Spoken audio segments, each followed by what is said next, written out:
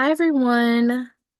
For my final presentation, I will be talking about white privilege and understanding its role in oppression, privilege, and power. Oppression. Oppression is an unjust use of power. It operates on multiple levels such as ideological, institutional, interpersonal, and internalized.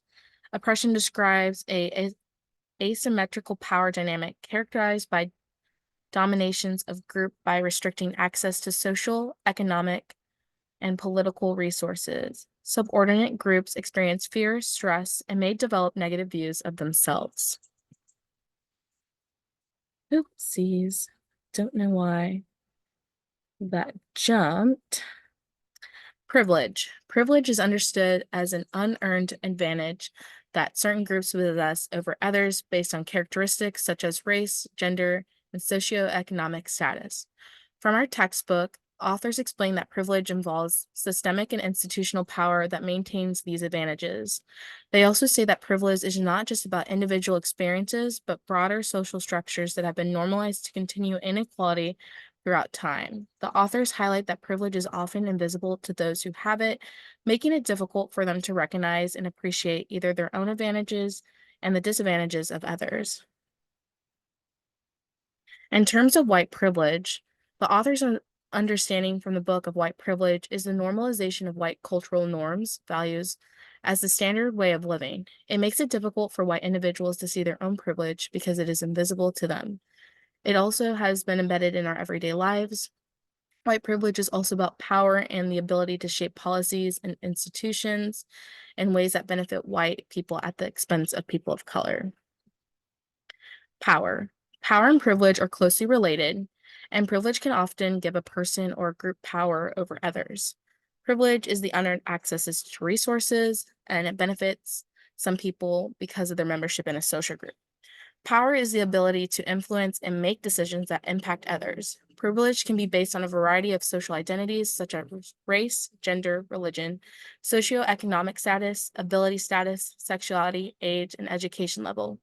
While privileges can often seem invisible, it's important that we take a step back and recognize them. Your privilege and power can help benefit vulnerable individuals and communities who may not have access to resources or have a voice for themselves. Whiteness. Whiteness and white racialized identity refer to the way that white people, their customs, cultures, and beliefs operate, that the standard by which all other groups are compared. Whiteness is also at the core of understanding race in America. Whiteness and the normalization of white racial identity throughout America's history have created a culture where non-white individuals are seen as inferior or abnormal. White dominant culture also operates on social mechanisms that grants advantages to white individuals, since they can navigate society both feeling normal and being viewed as normal. People who identify as white rarely have to think about their racial identity because we live within a culture where whiteness has been normalized. Thinking about race is very different for people of color living within the United States. People of color must always consider their racial identity due to the systemic and interpersonal racism that still exists and will most likely continue to exist. Microaggressions towards people of color can be verbal, nonverbal, environmental. There can be snubs or insults toward them. Whether intentional or not, these attitudes communicate hostile, derogatory, and harmful messages to the vulnerable communities. So we asked this question earlier in our um, course. Why does the term whiteness make people uncomfortable? Well, since whiteness is so normalized within our society, white is seen as a default race. We see it everywhere within our textbooks, historical figures, mass media, etc. A white society is the ideal society for the majority of our world, especially within the United States. People of color have fewer opportunities to express prejudice against white individuals and may lack institutional power that is able to protect them if they do. While people of color can be prejudiced against white individuals, individuals can never be able to experience prejudice for the color of their skin. Conversations of race often center people of color because of the systemic injustices, but I think it's important to have discussions about white privilege and whiteness itself and how it can affect vulnerable communities. So, reverse racism. Reverse racism often is used when white individuals believe that they're being negatively stereotyped or discriminated against because of their whiteness. The problem is that white individuals cannot experience reverse racism. Racism involves both prejudice and power to perpetuate prejudice within societal structures and power dynamics. Majority of our history has favored white individuals over any racial group and have used their whiteness to stay at the top.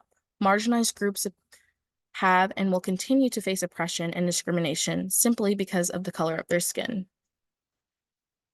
And then I don't know how long my video is so far, but this is a TikTok by Lizzo. I will I probably won't play it just because this video is probably over 5 minutes, but she kind of goes in about reverse racism and how it does not exist. And she says a lot of like things that I do agree with. So I will definitely add this in our discussion post. But to continue my presentation, reminder, we all have privilege and it's in different forms. So again, while it may seem invisible, we all have some sort of privilege. And I think taking a step back and recognizing that is important, especially helping others. And then these are my references and resources that I used. Thank you guys so much for taking the time to watch this. I hope you guys have a great rest of your summer.